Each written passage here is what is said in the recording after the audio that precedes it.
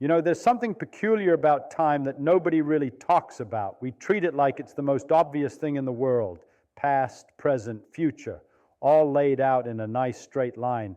But when you actually sit down and think about it, when you really try to understand what time is, it gets strange, very strange. See, we experience time as flowing. Right now, this moment, this is the present. A second ago was the past. A second from now will be the future. And we can't go backwards. That's just how it is. Except when you look at the laws of physics, all of them, every single equation we've ever written down, they don't care which direction time goes. Think about that for a moment. Newton's laws, Maxwell's equations, quantum mechanics, general relativity, all of it works perfectly well forwards or backwards. You could run the universe like a film and play it in reverse, and the physics would still make sense. A planet orbiting the sun backwards? Fine. Two particles colliding and bouncing apart in reverse? Perfectly valid. The equations don't know the difference. So if the fundamental laws are symmetric in time, why isn't the world symmetric? Why do we remember yesterday but not tomorrow? Why can we affect the future but not the past? Why do eggs break but never unbreak? Where does this arrow come from? Now, people have thought about this for a long time, and there's this fellow Boltzmann who figured something out. He said, look, it's not about the fundamental laws. It's about probability. It's about counting. Let me show you what I mean. Take a box, put a partition down the middle. On one side, pack it full of fast-moving molecules, hot gas. On the other side, slow-moving molecules, cold gas. Now remove the partition. What happens? The fast ones and slow ones mix. The temperature evens out. Heat flows from hot to cold until everything's the same temperature. Simple. But here's the question. The individual molecules, they don't know about hot and cold. Each one is just bouncing around, hitting other molecules, changing direction. Nothing in those collisions cares about which way time goes. So why doesn't heat ever flow backwards? Why don't the fast molecules ever spontaneously separate themselves from the slow ones? Well, they could, technically. If every single molecule happened to be moving in exactly the right direction at exactly the right moment, they could all end up separated again, hot on one side, cold on the other. But the chances of this happening are so small, so incredibly tiny, that you'd have to wait longer than the age of the universe. Much, much longer. The number is absurd. It's not going to happen. And that's the key. It's not that heat flowing backwards is impossible. It's that it's stupendously unlikely. There are just so many more ways for the molecules to be mixed up than separated. When you have a trillion molecules bouncing around randomly, they almost always end up in arrangements that look mixed because there are vastly more mixed arrangements than unmixed ones. This is entropy. Entropy is really just a measure of how many different ways you can arrange things while they still look the same.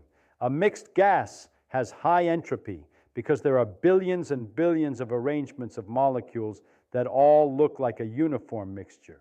A separated gas has low entropy because there are far fewer arrangements that look separated. And here's where the time thing comes in. Systems tend to go from low entropy to high entropy. Not because there's a law saying they must, but because there are more high entropy states than low entropy states. It's just probability, overwhelming, crushing probability, and that probability gives us the arrow of time. Let me tell you something that should really bother you. I can write down the exact equations that describe how every single molecule in that box moves, and those equations work perfectly well forwards and backwards. But when I put a trillion molecules together following those same reversible equations, I get irreversible behavior. The gas mixes and never unmixes. Time suddenly has a direction. How does that happen? How do reversible laws at the small scale produce irreversible behavior at the large scale? It's purely statistical. Each individual event, each molecular collision, that's reversible. But when you have enormous numbers of events happening, the probable outcomes become so overwhelmingly likely that the improbable outcomes might as well be impossible. Think about shuffling a deck of cards. Any particular arrangement of 52 cards is just as likely as any other particular arrangement, but there's only one way to have them perfectly sorted by suit and rank, and there are billions and billions of ways to have them scrambled. So when you shuffle, you almost certainly go from order to disorder, not because ordered arrangements are forbidden, but because they're outnumbered. Now here's where it gets really interesting. This means the arrow of time, this thing that feels so fundamental to our existence, it's not in the laws of physics at all. It's in the initial conditions. It's in the fact that the universe started in a very special, very low entropy state. The Big Bang wasn't just an explosion, it was an incredibly organized explosion. Everything packed together, smooth, uniform, in a very particular way. And ever since then, entropy has been increasing. The universe has been unwinding, moving from that initial order toward disorder. We're living off the cosmic inheritance, you might say. Every star that burns, every chemical reaction, every thought you think, it's all spending the order that was built into the universe from the beginning. And when you break an egg or watch your coffee cool or see a cup shatter, you're seeing entropy increase. You're seeing the universe move away from that special initial state. But why? Why did the universe start with low entropy? That's the real question. And honestly, we don't know. We can describe what happened. We can calculate how entropy increases. But the question of why the initial conditions were what they were, that's still a mystery. Some people say maybe the universe cycles. Maybe it expands and contracts and bounces back with low entropy each time. Some say maybe there are many universes and we happen to be in one with the right initial conditions. Some say maybe the question doesn't make sense. We don't know. We just don't know. Now, let me tell you about something else that connects to this. Time dilation. Einstein figured out that time doesn't flow at the same rate everywhere. A clock on a mountain runs faster than a clock in a valley. A clock on a fast-moving spaceship runs slower than a clock on Earth. This has been measured. It's real. So time is flexible. It's not this absolute thing flowing the same way for everyone. Different observers experience different amounts of time between the same two events. Your now and my now, if we're moving relative to each other, those are different things. We slice up space-time differently. And here's where it gets weird. In relativity, past, present, and future all exist. The whole of space-time is laid out, and different observers just move through it differently. There's no universal present moment. My present extends into what you call the future and into what you call the past, depending on how we're moving relative to each other. So in what sense does time flow? In relativity, it doesn't. Time is just another dimension like space. You can go forward in it by moving fast or by being near a massive object, but the whole thing exists. Past and future are both real, both out there in space-time. But we experience time as flowing. We feel like there's a present moment, a now, that moves from past to future. Where does that come from if the physics says all moments exist equally? Maybe it's in our heads. Maybe consciousness creates the feeling of flow because we remember the past and not the future. Maybe the arrow of time in our experience comes from the arrow of entropy. We can form memories because we started in a low entropy state and we're moving toward higher entropy. Memory requires order, requires structure. You can't remember the future because it hasn't been ordered yet. The information isn't there. Or maybe there's something we don't understand about time. Maybe the equations we have are missing something. General relativity treats time as a dimension. Quantum mechanics treats it as a parameter that flows. They don't agree. And when we try to combine them, things break down. At the very smallest scales, at the Planck length and Planck time, our theories give nonsense. We don't know what happens down there. Maybe time itself becomes fuzzy. Maybe the smooth flow breaks down into something discrete, something choppy.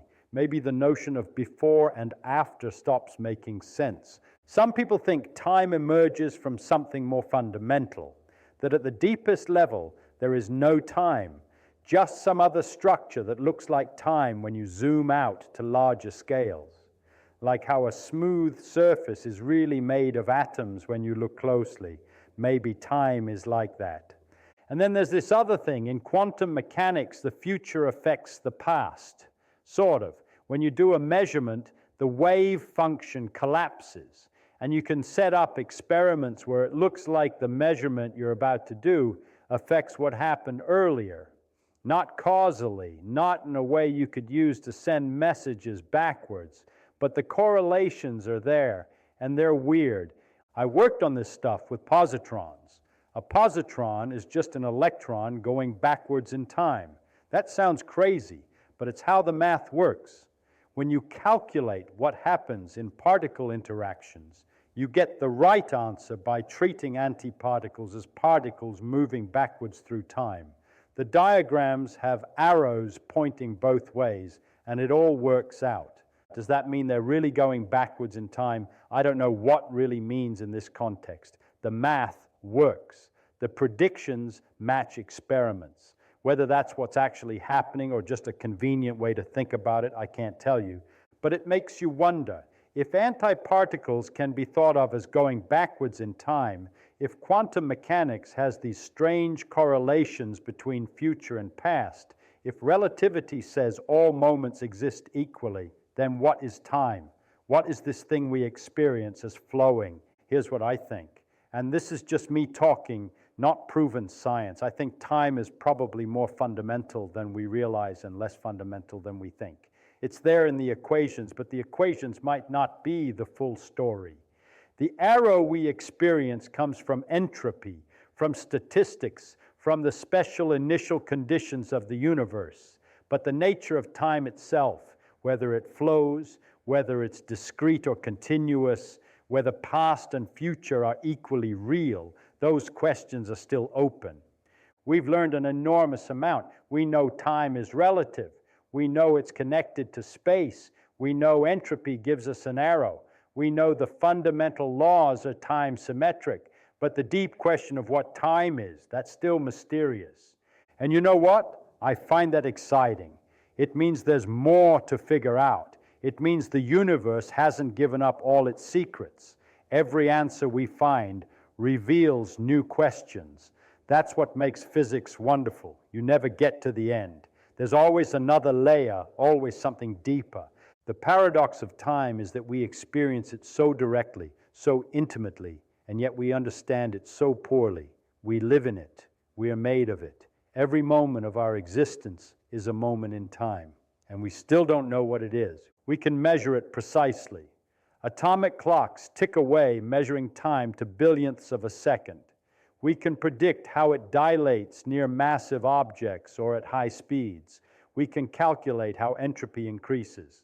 But ask what time actually is, why it has a direction, whether the flow is real and you get silence, or speculation, or honestly, I don't know. And maybe that's okay. Maybe some things are like that. Maybe you can understand how something behaves without understanding what it is.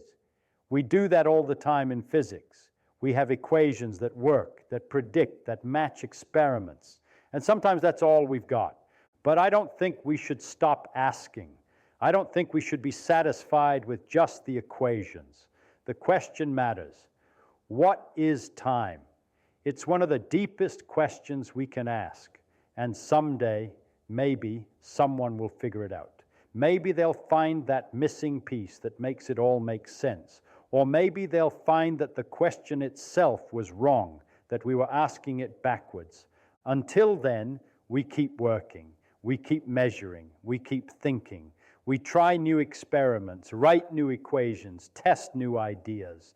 And occasionally, very occasionally, we make progress. We learn something new. We push back the boundary of ignorance just a little bit. And that's the game. That's what we're doing here.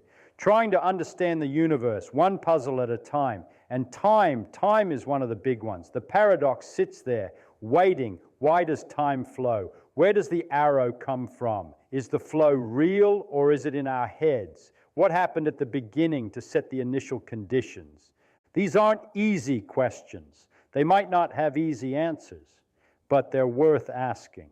Because when you ask hard questions, when you really dig into something that seems obvious and find that it's not, that's when you learn something real. That's when you touch something true about nature. So the next time you look at a clock ticking away, think about what's really happening. You're watching something that connects to the deepest mysteries of the universe, the arrow of time, the flow of entropy, the structure of space-time itself. It's all there in that ticking clock. And you're part of it. You're a pattern of matter that exists for a brief moment in the unfolding of the universe. You experience time flowing because you're made of processes that increase entropy, your memories, your sense of self, your feeling that there's a present moment moving from past to future. All of that comes from the arrow of time. In a very real sense, you are time. You're what it looks like when the universe becomes aware of itself, when matter organizes itself just right to experience the flow, to wonder about it, to ask questions. That's remarkable. That's genuinely extraordinary when you think about it. The universe started in a low entropy state. It's been unwinding ever since. And in that unwinding, in that increase of entropy, complexity emerged. Stars formed, planets formed, life appeared, and eventually, after billions of years, some of that life started asking questions, started wondering about time. We're the universe trying to understand itself, and we've made progress. We've learned things that would have seemed like magic to earlier generations. We can manipulate time, in a sense. We can make clocks run at different rates. We can look back billions of years and see what the universe was like near the beginning. We can predict the future behavior of physical systems with extraordinary precision. But the central mystery remains, and maybe it always will. Maybe time is one of those things that's too close to us, too fundamental to our existence for us to ever fully grasp. Or maybe tomorrow someone will crack it. Maybe the insight is right around the corner, waiting. That's the thing about physics. You never know when the breakthrough will come. Someone asks the right question, thinks about something in a new way, and suddenly a whole new understanding opens up. It happened with relativity. It happened with quantum mechanics. It could happen with time. So we keep working. We keep asking. We keep being honest about what we know and what we don't know. And we remember that the universe is under no obligation to make sense to us. It does what it does. Our job is to figure out the rules, to describe what we see, to make predictions and test them. And sometimes, if we're lucky, we glimpse something deeper, something true, something beautiful about the way nature actually works. Those moments, those glimpses, they're what make it all worthwhile. That's why we do this. The paradox of time. It flows, but the laws say it shouldn't. The future is different from the past, but the equations don't care. We experience now, but relativity says there is no universal now. Entropy increases, but we don't know why it started low. Time might be fundamental, or it might emerge from something else. We don't have all the answers. We might never have all the answers. But we're asking the questions, and that's something.